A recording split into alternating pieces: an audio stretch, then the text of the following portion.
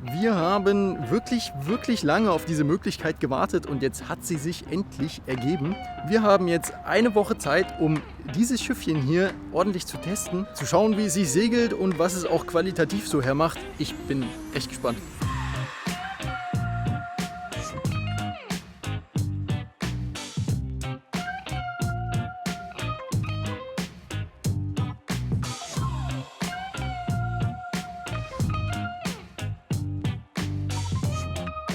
Das ist ja riesig hier drin.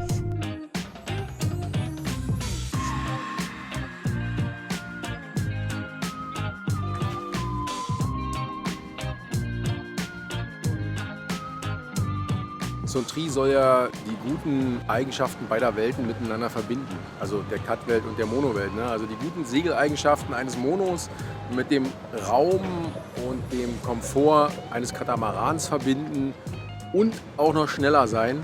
Das wäre geil. Und darauf bin ich echt gespannt. Mal gucken, ob er das auch erfüllt. Und genau da teilen sich die Meinungen ja sehr. Manche sagen, Fahrtentrimarane sind nichts Halbes und nichts Ganzes, manche sind sehr begeistert vom Konzept, aber auch auf YouTube gehen die Meinungen stark auseinander. Man findet ein paar Reviews, die die Qualität von Neal echt stark kritisieren, und dann gibt es Reviews, bei denen alles top ist, weil es hauptsächlich um viel Platz und Wohnraum geht. Davon hat er ja ordentlich. Viele dieser Videos sind aber bei stehendem Schiff auf einer Messe aufgenommen worden. Wir testen das Teil jetzt ordentlich für eine Woche bei verschiedensten Bedingungen auf allen Kursen. Das ist besonders spannend, denn wir erleben das Boot ja selbst das erste Mal. Es gibt viel Gutes zu berichten und auch einiges Negatives, und in den 2 Videos über den Neal 47 zeigen wir alles davon. Wie es sich darauf leben lässt, wie er sich segelt, wie die Bewegungen so sind und was es mit der Qualität auf sich hat. Der hier ist übrigens geschartert, hier ist nichts gesponsert, ihr könnt euch also sicher sein, dass wir wie immer 100% ehrlich sind. Also, the good, the bad, the ugly, los geht's.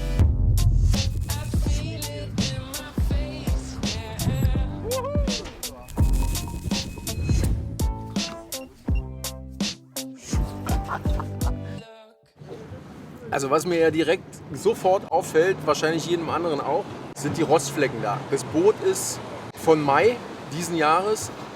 Also es ist jetzt gerade mal irgendwie 4 Monate alt, sowas. Ja. Und hat überall da unten schon Rostflecken. Es ist jetzt nicht dramatisch, weil es ist nur oberflächlicher Rost. Aber es zeigt einfach, dass das Material nicht wirklich V4A salzwasserbeständig ist, sondern irgendwas anderes Günstiges, nehme ich mal an. Und man kann es zumindest wegmachen, auch wenn es ein Charterboot ist. Aber sowas macht man noch weg, das ist ja gar kein Ding. Es dauert 5 Minuten, dann ist es erledigt, ja. Aber gut, so ist es.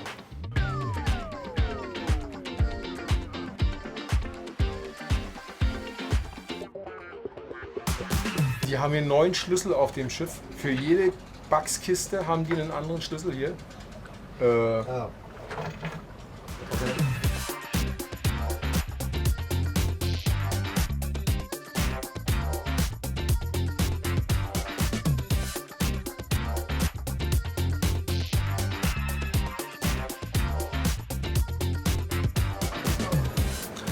Also ich muss sagen, der gefällt mir schon mal. Wir sind noch nicht gesegelt, aber so rein vom Gesamteindruck, mal abgesehen jetzt von der Qualität, darüber jetzt sagen wir noch was, und das müssen wir auch erst noch mal checken. Du wolltest neutral bleiben. Ich will neutral bleiben. Das Ding, das ist die absolute Fehlkonstruktion. Es ist so grottig für ein Segelboot, sowas hier zu machen auf Kopfhöhe. Ich habe mir vorhin schon den Kopf gehauen, wenn du hier irgendwie Bewegung im Boot hast oder du siehst es nicht. Und diese spitze Ecke, nee. Ich will neutral bleiben, aber mir gefällt schon mal, dass der Salon hier oben komplett drüber liegt. Also du hast wahnsinnig viel Platz in diesem Salon drin. Und ich finde es auch gut, dass die Eignerkabine so irgendwie mit oben drin ist, auf der Höhe und auch schön hell ist. Ne, das Bett. Ja. Und du hast trotzdem noch ausreichend Platz hier oben. Und die beiden Schwimmer, die Kabinen in den Schwimmern, wo du dann runtergehst, ist ja ein vollwertiges Compartment quasi. Ja, wenn die kleine Schwester Bibi Blocksberg hören will, dann kann sie das machen, ohne dass der große Bruder davon gestört wird. Ja, das ist natürlich eine ganz andere Hausnummer hier. Ne? Die Breite des Schiffes ist schon enorm. Aber ich bin echt mal gespannt, wie das Ding morgen segelt. Echt jetzt? Das gefällt mir. Der Rumpf, der sieht ja so schmal aus, aber hier ist so ein Doppelbett drin. Das ist völlig okay. Mit einer kleinen Toilette hier. Ist ein bisschen gewöhnungsbedürftig, hier ins Bad runter zu gehen. Also du gehst ja übers Bad quasi in die Kabine. Aber das ist völlig okay. Hier kannst du dich auch drin duschen. Wenn es noch ein bisschen nass ist, ist es auch gut, dass es hier im Bad abtropfen kann. Und hier kannst du dich auch umziehen. Finde ich sehr praktisch. Ach, sehr gut. Weißt du, Domi? Was denn? Ich bleibe einfach eine Woche hier drin und du übernimmst, okay? Alles klar. Aber ist schön hier. Also, schön breit. Sieht von außen gar nicht so breit aus, wie es jetzt hier drin Ja, aussieht. ist gut, das ist schon. Oh, guck mal hier. Das wird dir gefallen. Kannst du reinkriechen. Du hast noch mal ordentlich Platz für Gepäck und so. So ist es. In dem Boot kann man sogar Koffer mitnehmen.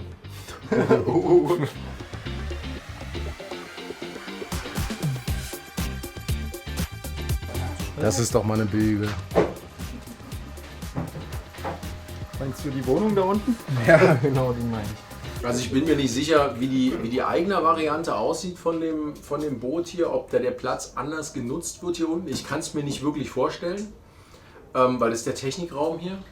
Aber hier kriegst du so wahnsinnig viel unter. Das ist so ein Riesenraum in diesem Monohull sozusagen. Dafür, normalerweise nutzt ja ein Monohull eigentlich anders. Also ein 47er hat ja nie so viel Platz. Aber das ist schon enorm. Ne? Hier spielt sich halt alles oben drüber ab. Und was hier unten ist, du hast also für Langfahrt unheimlich viel Platz, was unterzukriegen. Du kannst einen Generator einbauen, du kannst riesen Batteriebänke einbauen, alles was das Herz so begehrt. Du hast Stauraum hier drin und das ist nur ein Teil. Dahinter ist der Motor, der ist auch noch mal riesig, da ist richtig viel Platz nochmal. Das ist klasse, für Langfahrt ist das klasse. Ansonsten ist es natürlich verschwendeter Raum hier irgendwie. Aber wenn du viel mitnehmen musst, gut, jetzt muss man natürlich sagen, so ein Tri lebt auch von geringem Gewicht. Du willst hier nicht wirklich viel Gewicht haben, demzufolge kannst du jetzt, würde ich das Ding hier auch nicht voll packen bis unter die Decke, aber auf alle Fälle hast du eben noch viel Platz, noch Sachen reinzuräumen. Für den 47er 490.000 €, also in der Variante hier, ist halt auch schon wirklich günstig, ne? Also für so viel Boot, wie du hier hast. Ist ja auch schon, ich würde eher sagen, schon recht billig. Ein Mono kostet so 300.000, also ein Großserien-Mono in dem Dreh und der hat ja, aber auch nicht segelfertig, richtig. Aber der hat schon ja enorm viel Material mehr verbaut, ne? Der ist ja viel, viel größer. Also der Preis ist schon heiß, muss ich sagen. Ja, vielleicht, ich bin mal gespannt, an welchen Stellen man das merken wird, dass es doch ein preisgünstig ist einfach. Wenn die Aufteilung noch nicht ganz klar ist, hier das Layout von oben. Cockpit, Salon, Küche und eigener Kabine sind also auf einem Level, was schon ein toller Punkt ist. Ich meine, bei welchem Schiff hat man schon die Kabine oben im Wohnbereich? Neben dem Kartentisch geht es eine Etage tiefer zur zentralen Nasszelle mit Klo und Dusche. In den äußeren Rümpfen sind im mittleren Teil die Doppelkabinen, im vorderen Teil sind kleinere Kabinen, die sind allerdings nur per Luke erreichbar, vorrangig also Stauraum. Im hinteren Teil sind große Backskisten, unter dem Cockpit ist der Motorraum und unter dem Salon befindet sich der Technikraum mit einem 600 Liter Wassertank, der ein Leck hat. Das Problem haben viele 47er, das ist bei der Reihe bekannt, nur ist während der Chartersaison leider nicht genügend Zeit, um das zu reparieren. Also bleibt es so. Der Kunststofftank, der gehört einfach ausgetauscht durch einen Edelstahltank und dann passiert das auch nicht wieder. Das ist echter Käse.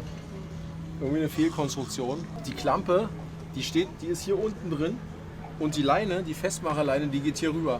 Das dauert nicht lange und dann ist hier komplett alles ab. Der ganze Gelcode. Du bist hier nicht, um Gutachten zu machen. Ja, ich kann da auch nicht raus aus meiner Haut. Ne? Egal, wo du es hinlegst, das Gelcode leidet. Na, die Klampe da ist ein bisschen fehlplatziert, oder? Ja, die Klampe müsste hier außen sein. Da oben. Kannst ja zwei machen, ne? Du kannst ja auch hier oben noch eine hinsetzen.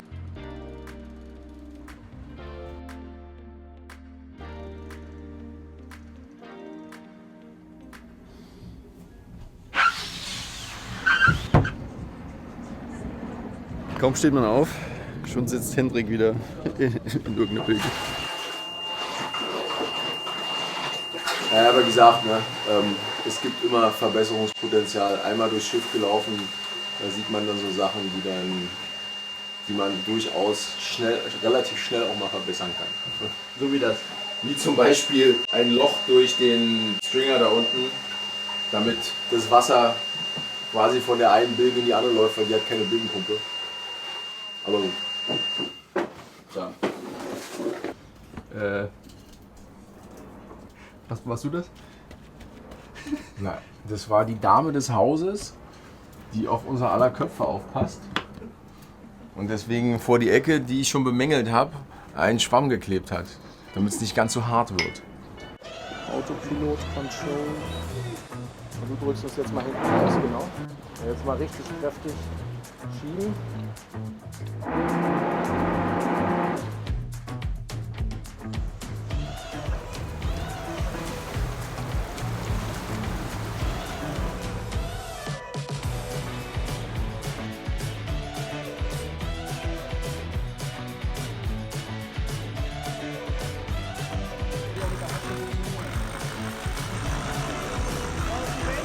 Das mag ich ja gar nicht. Was denn? Dass du alles nur mit Elektrowitz machen kannst hier. Geht natürlich gar nicht hoch. Der Vorteil von den Must-Cars ist ja, dass es einfach gehen soll. Wir hängen jetzt hier gleich drin. Schnelle Manöver kriegst du so nicht hin. Man muss halt mal checken, wieso die Dinger, wieso das so schwer geht. Ja, das geht echt schwer, ne? Und quietscht. Du hast hier auch noch einen Flaschenzug drin, der ja schon die Hälfte der Kraft wegnehmen soll, aber du kriegst ja gar nichts. Das geht ja überhaupt nicht.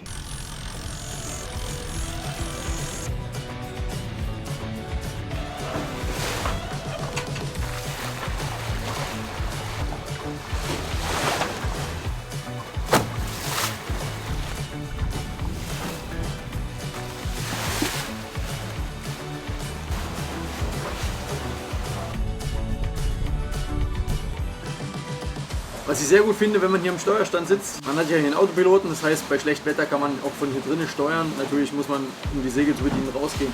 Aber man hat einen fast 360-Grad-Blick. Wenn man hier sitzt, kann man nur nicht nach hinten schauen, weil da ist ja der Steuerstand außen. Ansonsten hat man hinten alles offen, du kannst hier überall schön rausgucken und schauen, was Sache ist. Das finde ich ist ein nettes Feature, weil man dann auch mal aus der Sonne rauskommt oder wenn schlechtes Wetter ist, sitzt man im Trockenen. Gar nicht schlecht.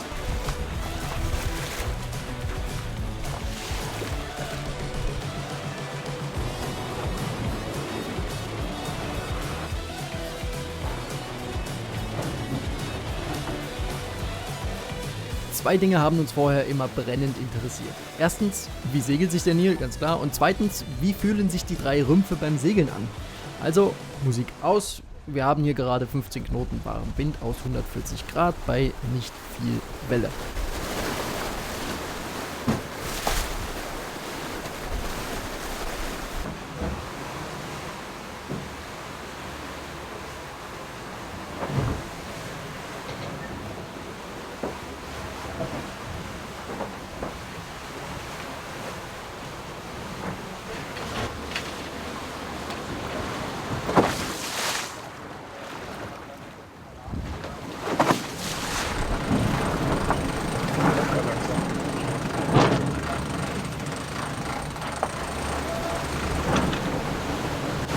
Wir haben den Kurs ein bisschen angepasst. Der Wind kommt jetzt quasi von hinten, also auf 160, 170 Grad.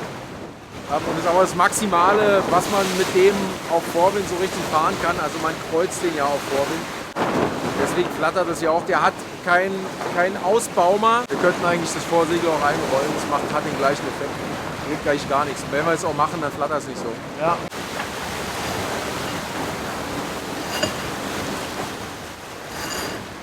Rollt sich relativ schwer ein.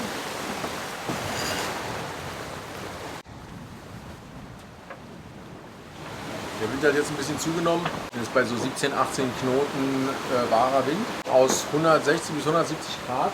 Also die Bewegungen sind geringer. Ne? Das merkt man schon, der ist viel ruhiger als jetzt ein Mono, der mehr rollen würde. Also Bootsbewegung ist wesentlich weniger. Ist sehr angenehm. Wir sind jetzt nur mit dem Groß unterwegs. Das heißt natürlich auch wieder, dass er jetzt nicht so schnell ist. Wir sind jetzt mit 6 bis 7 Knoten unterwegs. Was jetzt mit nur groß gar nicht so schlecht ist, ne? Ja, mit nur Großsegel ist es nicht so schlecht. Wir könnten da sicherlich einiges mehr rausholen.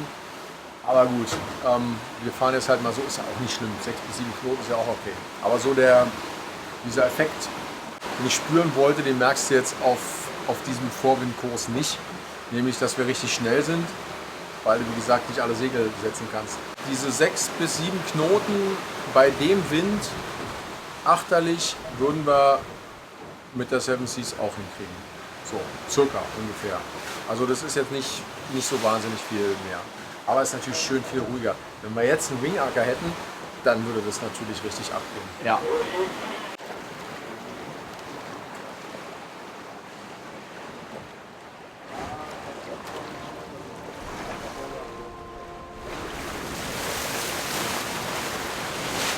Tja, hier ist schon ein sehr angenehmer Platz vorne. Schon eine schöne Bewegung einfach, was man auf einem Mono jetzt nicht so hat. Also auf der Seven Seas wäre es definitiv ein bisschen unbequemer jetzt hier. Und da hat man auch nicht so einen tollen Sitz wie hier. Das ist schon nett. Jetzt fehlen eigentlich nur noch Delfine.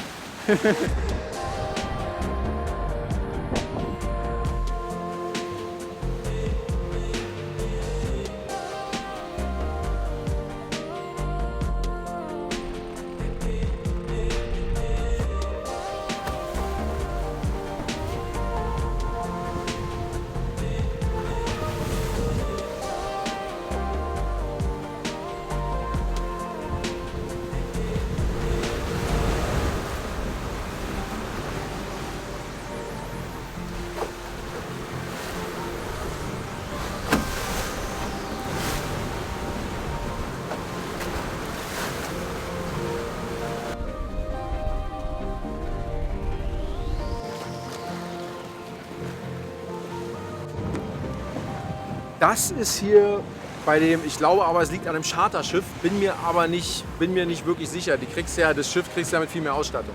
Das ist ja hier quasi fast pur. Aber was hier definitiv fehlt, sind Rails, wo man sich festhalten kann. Also Handgriffe, Handläufe. Hier ist nichts dran, ne? Ich weiß nicht, du müsstest dich hier unten irgendwie festhalten. Hier unten, wenn du bei Seegang unterwegs bist, um hier einen festen Stand zu haben. Also wenn ich das Boot kaufen würde, ich würde mir hier sofort was ranmachen. Das ist ja überhaupt kein Thema, ne? Du brauchst einfach bloß was ranschrauben und dann hast du hier einen schönen Handgriff dran. Das gehört, da fehlen mir so ein bisschen die Worte, dass man sowas nicht macht, weil das gehört zur Sicherheit eines Bootes, dass hier Handgriffe dran sind. Ja. Verstehe ich nicht.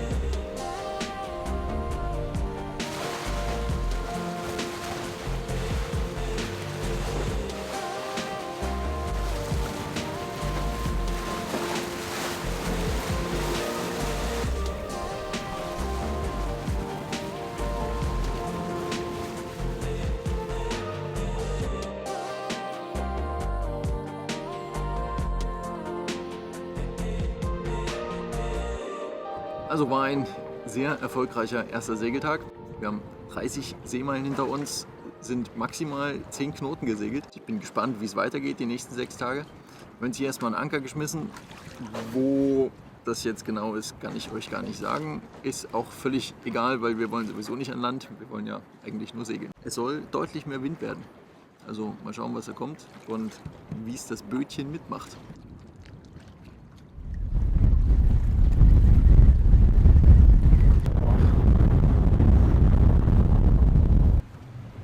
Also wir haben es versucht vorne aufzunehmen, aber das geht nicht, weil meine Haare nicht gut liegen da vorne. Deswegen gehen wir jetzt in den Windschatten. Nee, wegen des Mikrofons funktioniert es nicht. Wir haben ja folgendes Thema bei dem Boot hier, Charterausstattung, der hat nicht mal einen Kettenhaken drin. Das heißt, die Ankerkette, die läuft direkt über den Bugspriet und über die Ankerwinch drüber und bleibt dann halt auch so. Und das fängt dann, der schwollt dann ziemlich stark. Und dann läuft die Kette immer schräg und hat natürlich einen mächtigen Zug auf den Bugspriet. Das ist alles nicht schön. Sowas macht man einfach nicht. Das ist einfach Außerdem macht es Geräusche. Und deswegen haben wir uns jetzt mal eine Leine gesucht, die in die Kette reingeknotet quasi und den Hanepott, das ist ja das Schöne bei so einem breiten Schiff, an den beiden vorderen Klampen belegt. Ja, haben wir jetzt halt ein bisschen improvisiert und das funktioniert jetzt ziemlich gut. Finde ich spannend, dass die Chartergesellschaften nichts dafür tun, das eigene Material schonen zu lassen. Ne? Ich habe auch keine Ahnung, zumal so ein Haken kostet kein Geld, ne? Oder nicht viel Geld. Das ist jetzt eine ganz easy Sache und gehört eigentlich zur normalen Ausrüstung dazu. Sowas sollte man immer machen. Ich habe keine Ahnung, warum die das nicht machen. Vielleicht, weil sie Angst haben, dass der geklaut wird, ich weiß nicht. Aber das ist einfach auf einem so breiten Schiff ist es ein Muss. Unserer Crew wollten wir nicht direkt am zweiten Tag schon eine Erfahrung zum Abgewöhnen schaffen und wir waren ja mit dem Boot auch noch nicht so wirklich eingespielt. Deswegen sind wir den Tag noch vor Anker geblieben. Draußen war einfach zu viel Wind für die Situation. Von hier nach hier. Okay.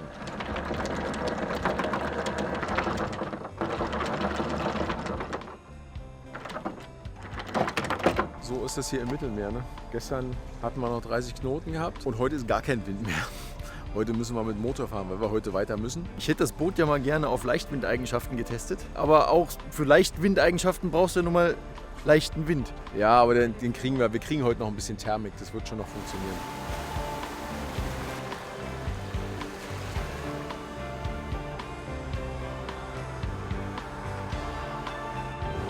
Der Wind hat jetzt ein bisschen aufgefrischt. Kommt zwar, naja, sagen wir mal aus 20 Grad Backbord. Haben einen wahren Wind ungefähr 13, 14 Knoten. Damit können wir eigentlich schön mal ein bisschen kreuzen. Probieren wir mal. Probieren wir. Also wir sehen hier, mit entsprechendem Einsatz bekommt man dieses schwere 70 Quadratmeter Großsegel doch per Hand hochgezogen. Nicht ganz hoch, dafür ist es dann doch zu schwer und man braucht die Winch. Da kam dann doch die Thermik. Gut so. Wir segeln jetzt. Wir kreuzen jetzt zu unserem Ziel mit, ja, wir versuchen so 40 Grad am Wind zu fahren. Das schafft das Boot auch ziemlich gut, denn wir fahren 7 Knoten. So 6,5 bis 7 Knoten. Was ich mir wünschen würde bei dem Boot hier, ist eine größere Genua. Also eine Genua-Schiene auch, die bis nach hinten geht, sodass man einfach ein größeres Vorsegel, eine größere Genua fahren kann. Weil das Boot verträgt definitiv mehr, aber es ist halt eine Charter-Version und dann wären wir auch noch ein bisschen schneller. Wir haben nachgefragt, eine größere Genua-Schiene funktioniert konstruktiv durch das Deckshaus nicht, aber Eigner-Schiffe würden in diesen Windbedingungen eher mit Code Zero gefahren werden. In der Region um Hyères sind ja immer sehr viele Segelboote unterwegs und wir konnten uns so ein bisschen mit anderen ähnlich großen Monos vergleichen, die parallel gesegelt sind. Ihr wisst ja, 2 Boote, eine Regatta.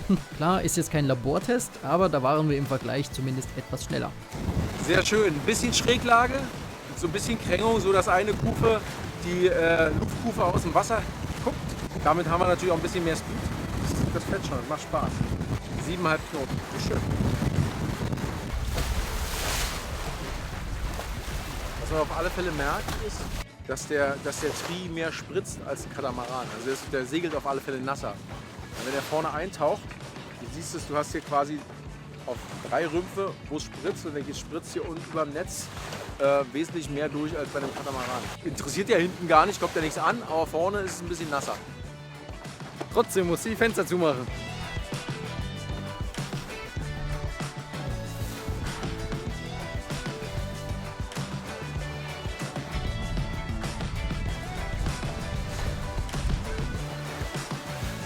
Hendrik, komm mal! Ja, Guck mal, die Janoda, die gibt auf. wir sind einfach schneller. Die hat dir ein Handtuch geworfen, ne? Das ist eine Sauerei.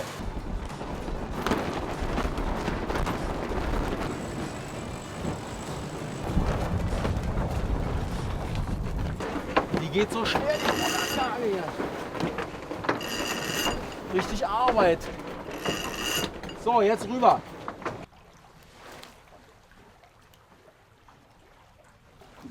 Da steht Segelplan. Geht der nur mit groß nicht durch die Wände durch. Der dreht immer wieder zurück in den Wind rein. Funktioniert also nur mit Fock oder mit mehr Speed, aber ist nicht so viel Wind. Wenn man jetzt aber die Genua einrollt, dann wird man so langsam, weil die Rollanlage, die funktioniert auch, ist ein bisschen schwergängig. Also da müsste man sich noch was einfallen lassen, dass sie leichtgängiger ist. Oder es dauert zu lange, die einzurollen, sodass der Speed schon wieder rausgeht und dann kriegt man nicht rum. Das heißt, man muss erst bei der Wende die Selbstwendefock ausrollen, zusätzlich zur Genua, die Selbstwendefock ausrollen, dann die Genua einrollen, dann die Wende machen und dann die Genua wieder ausrollen, wenn man mit Genua fährt. Das ist aber nur bei weniger Wind. Ne? Wenn man jetzt mit mehr Wind fährt, fährt man sowieso nur mit Selbstwendefock und dann ist es ja gar kein Problem. Aber das ist schon ein bisschen aufwendiger, weil die beiden Rollanlagen natürlich relativ dicht beieinander sitzen. Die Genua kriegst du nicht einfach so durchgezogen.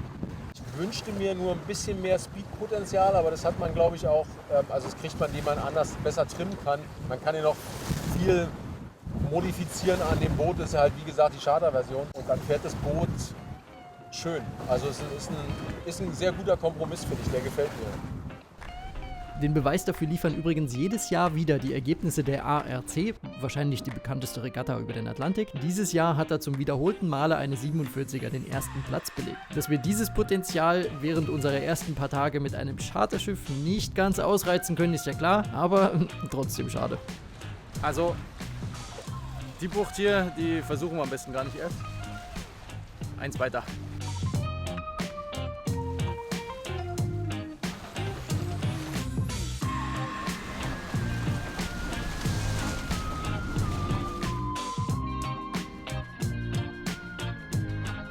Also ich finde es ja sehr schön übersichtlich hier. Lässt sich von hier auch gut steuern und alles überblicken. Alles zentral gelegen. Nur die Leinenführung der Genua, die gefällt mir überhaupt nicht, die passt nicht. Die Klemmen, die sie hier draufgesetzt haben, sind natürlich längst nicht ausreichend, um so eine fette Genua zu klemmen. Und außerdem stehen sie nicht in Linie zu den Winschen. Ne? Die geht zu dieser Winch rüber oder zu dieser. Aber da ist so viel Knack drauf, das ist die Elektro-Winch hier, also sollte die hier hingehen. Weil hier auf diese Winch geht ja schon die Großschot, also muss die Genua-Schot hier drauf gehen. Und wenn hier richtig Knack drauf ist, dann kriegst du die natürlich hier in die Curryklemme nicht mehr rein. Gar keine Frage. Die Curry, die sitzt erstens an der falschen Position und zweitens ist sie viel zu schwach. Und wahrscheinlich würde ich meinen, die ist zum Einhängen, wenn man die eingerollt hat, damit hier nichts rumflattert. Ansonsten fehlt an der Stelle hier einfach noch eine Klemme, wo man die einklemmen kann. Bisschen umständlich, aber ansonsten funktioniert eigentlich alles ganz gut. So, wir haben eine gute und eine schlechte Nachricht. Wir sind am Ankerplatz und wir sitzen fest, wir hängen schön drin. Die schlechte Nachricht ist, wir kommen nicht wieder los, weil wir an einem Kabel drin hängen oder in irgendwas anderem, was wir jetzt noch nicht gesehen haben. Also wir hängen wirklich fest. Also wenn wir jetzt erstmal schön in Ruhe essen und so und dann kümmern wir uns um das Thema. Ja, genau. Kein Stress. Also normalerweise ist das ja gar nicht mal so schön, wenn man irgendwo mit dem Anker drin hängt, ne? In der Situation hier können wir aber fast schon von einem Glücksgriff sprechen. Nämlich vom Festland, da kam eine Front angezogen, die 25 Knoten mitgebracht hat. Und in den Buchten hier ist dann ziemliches Chaos ausgebrochen bei auflandigem Wind. Die haben sich richtig am Arsch da. Im allergrößten Notfall, wenn die Wellen sehr, sehr hoch werden, müsste man die Kette durchlassen und die unten liegen lassen mit einem Ankerball oder einem Fender oder sowas, damit man sie dann hinterher wieder auflesen kann. Und ja, wir warten jetzt erstmal ab, mal gucken, was kommt. Auf alle Fälle hängen wir sicher. Wie diese Geschichte ausgegangen ist, das zeigen wir euch in der nächsten Folge mit dem Nil. Die schaffen wir hoffentlich noch dieses Jahr. Ist ja gar nicht mehr so lange hin. Darin werden wir bei 25 Knoten nach Marseille zurückkreuzen. Das war ziemlich spannend zu sehen, wie sich die Kiste da verhalten hat. Wir bewegen uns im Hafen und wir ziehen unser allgemeines Fazit. Das gibt's dann als Weihnachtsgeschenk von uns und wir wünschen uns auch was, nämlich wenn du bis hierher geschaut hast, dann hat dir dieses Video wahrscheinlich ganz gut gefallen und deshalb freuen wir uns über jeden, der das auch durch den Gefällt mir-Button unter dem Video zeigt. Und wie immer interessiert uns deine Meinung zu diesem sehr besonderen Schiff. Lasst uns also in den Kommentaren drüber schnacken. Das war's von uns. Bis in ein paar Tagen. Wir sehen uns. Ciao, ciao.